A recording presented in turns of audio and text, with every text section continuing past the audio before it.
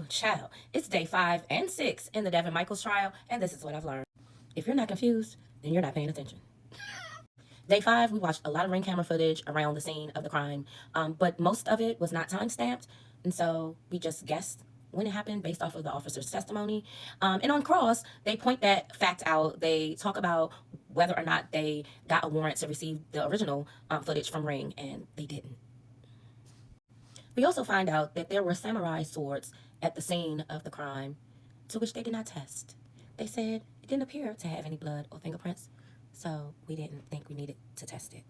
At the scene of a decapitation, there was a jury question to the detective on day 5, and the question was there an inventory taken of the tools in Devier's work bag? And to that, they said no. In the second jury question, there was a claim of a missing knife at the scene, and they asked, was that knife described? And he said, yes, it was a butcher-style knife. They asked also if the knife was serrated, and they said no.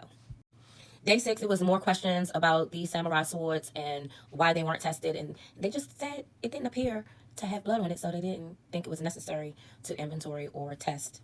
But they had pictures of, I don't know, I'm so confused. We also watched an 1.5-hour long interview of Devyn Michaels.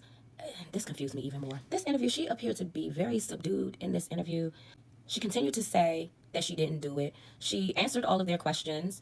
She seemed to be honest, maybe too honest at times. They seemed very aggressive with her at times. It was just very confusing. But she did admit that she hit him in the head with something. But she said he was still alive.